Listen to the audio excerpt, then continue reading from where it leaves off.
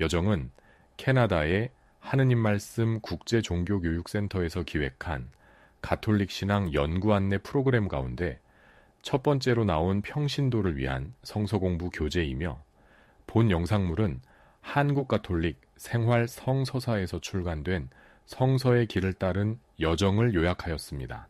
이 교재는 교회에서 보편적으로 받아들여지는 연구 결과에 바탕을 둔 표준적인 이론들과 주석을 채택하였습니다. 셋째 마당, 친교의 유대, 목표, 계약의 성립으로 형성된 관계들을 살펴본다. 해설, 먼저 백성들에 대한 하느님 편에서의 계약 관계를 살펴보자.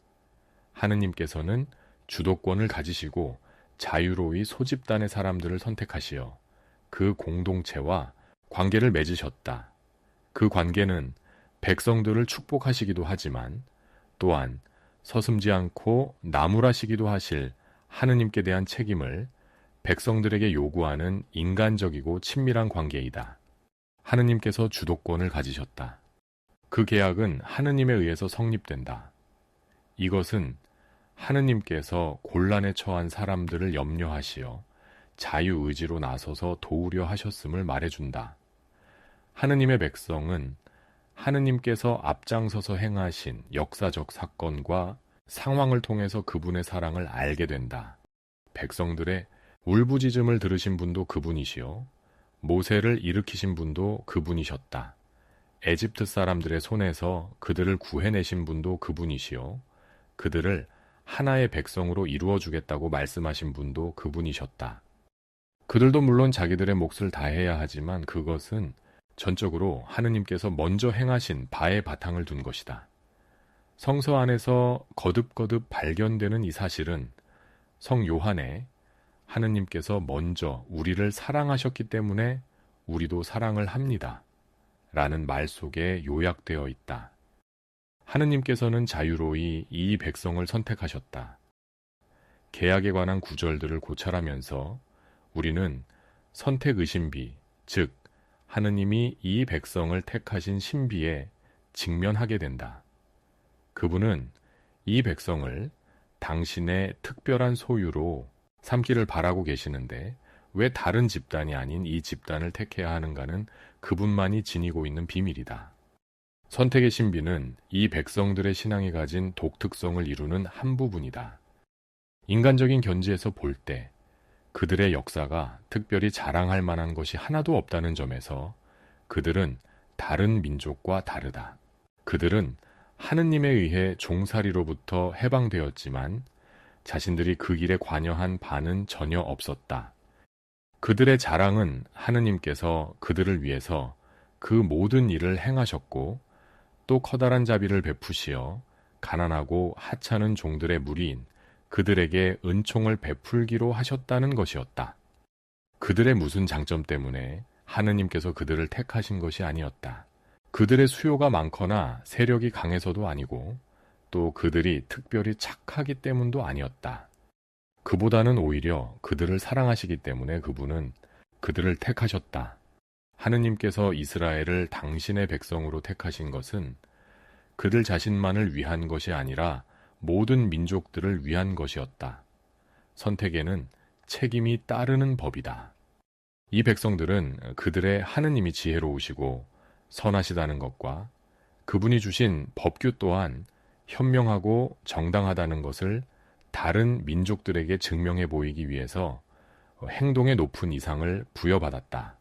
이것은 하느님을 인간에게 또 인간을 하느님에게 데려다주는 사제의 직책을 맡은 백성이 될 소명을 나타내주는 또 하나의 방법이다. 계약관계는 공동체와의 관계이다. 몇 가지 이유로 인해 이것은 중요한 사실이 된다. 첫째, 다른 민족에게 깊은 인상을 주어 그들로 하여금 하느님에게 가도록 하는 것은 율법에 따라 움직이는 사회 전체가 보여주는 증거인 것이다.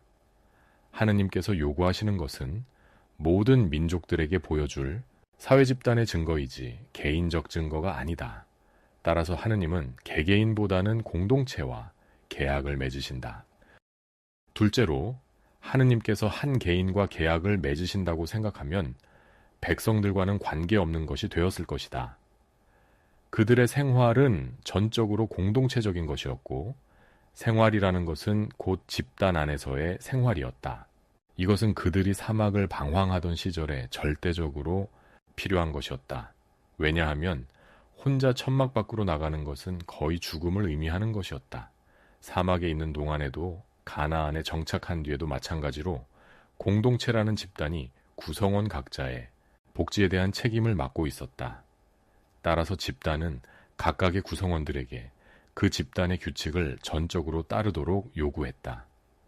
그 결과 우리 시대의 정신과는 완전히 반대되는 일종의 반개인주의가 되었다.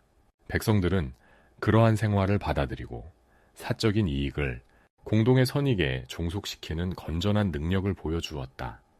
셋째로, 하느님께서 그 백성들과 계약을 맺으신 것은 어쩌다 그때 그 산에 있었던 사람들과 맺은 것이 아니다.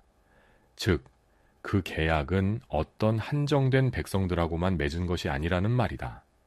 하느님께서는 그 뒤에 올 모든 세대와 계약을 체결하신 것이며 또 그 당시에 살고 있던 어느 누구라도 그 계약에 참여할 수 있게 하셨다.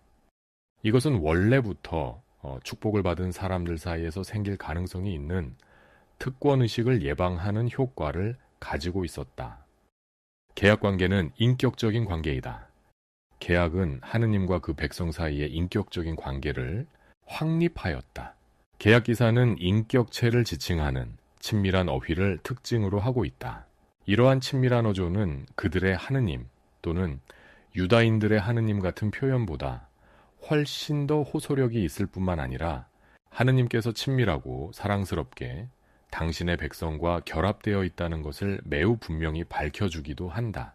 그분은 백성들과 친교의 유대를 이루어 놓으신 것이다. 계약관계는 축복과 저주를 수반한다.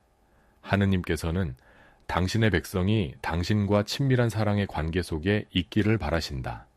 이것은 인간이 받을 수 있는 최대의 은총이며 하느님께 대한 사랑 깃든 순종의 생활에서 찾아볼 수 있다.